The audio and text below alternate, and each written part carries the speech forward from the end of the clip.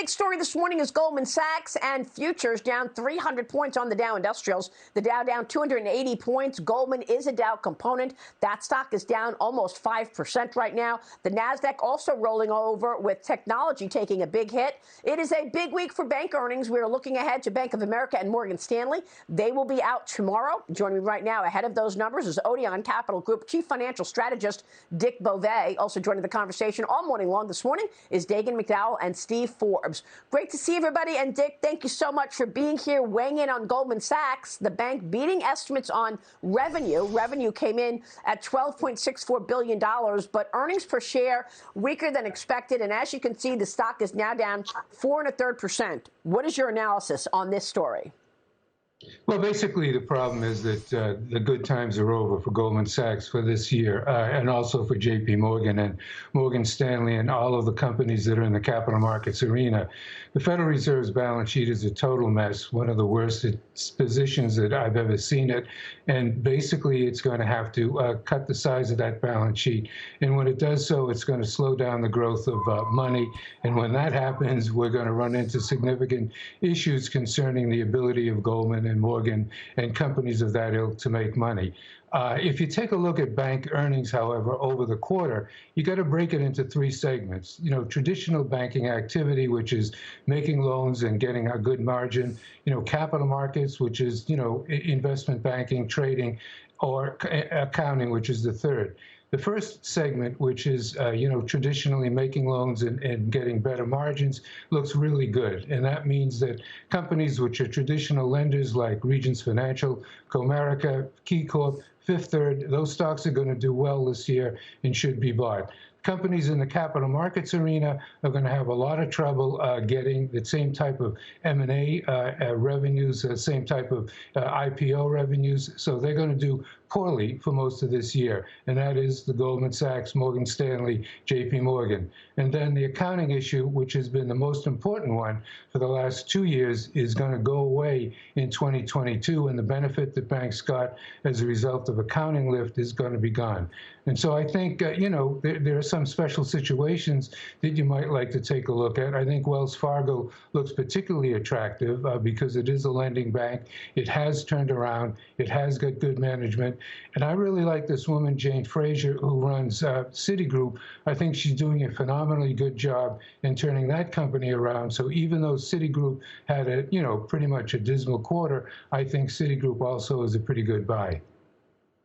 All right, really good roundup of all the banks that we're going to see this week report earnings. I want to get to the Federal Reserve in a second, Dick, but let me just go through these Goldman numbers. I'm looking at one analyst report this morning saying, look, the numbers just were not good enough. That's the bottom line. You've got FIC, which is, of course, fixed income and capital markets trading, down 1% year over year.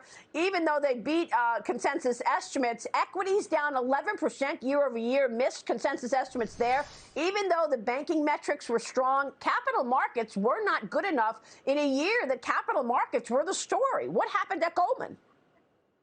Well, nothing happened at Goldman. What happened is the industry got set back meaningfully because we no longer have the ability of the Fed to pump money into the system. So the net effect is the ability, M&A was actually pretty good. You know, you can't underwrite a lot of new issues if the market won't allow you to do so. The fixed income business has been in terrible shape. We knew that for the last 2 months, that trading was going to go down there, you know, a significant amount. Nothing went wrong at Goldman Sachs. What went wrong is the market that it is serving. That market is going to do poorly all through 2022, and Goldman Sachs is not going to be able to overcome that market. Very good point. And part of that has to do with the Federal Reserve. Dick, how many rate hikes are you expecting? Dan Niles joined me last week from Satori Fund. He was very clear that we've got all these Fed meetings coming in 2022. We're going to see big rate hikes, and we're going to see up to 6 or 7 rate hikes. He said 5 to 6. Then Jamie Dimon said 6 to 7. Here's Dan Niles with me on Thursday. Watch this. I think the Fed's going to raise rates 5 to 6 times. I think they're going to start to work down their balance sheet this year. And I think you're going to have 10-year treasuries get close to 3% when all said and done in 2022. And I think that's going to drive a 20% correction in the stock market, the S&P 500, at some point during the year, because I think you're going to see multiples compress a lot. Dick, you just said the same thing. You're expecting a tough market. Is that in step with your expectations, 20% sell-off and 5 rate hikes? I think the probability of that happening is very good. I think that people have got to start looking at the Federal Reserve balance sheet, because if the Federal Reserve was a private bank and you looked at that balance sheet, you would say this company is insolvent.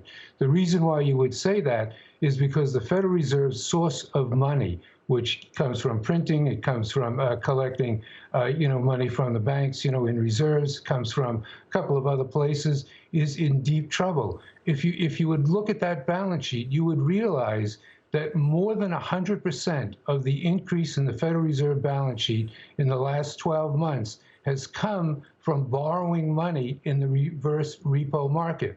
In other words, the Fed is sitting and borrowing money at the shortest end of the curve in order to fund the purchase of long-term treasuries. The balance sheet is a disaster. It's a disaster because there's virtually no equity and $9 trillion worth of assets. And I apologize, it's a disaster because it does not mark to market its treasuries, and it does not pay reserves against its mortgage securities.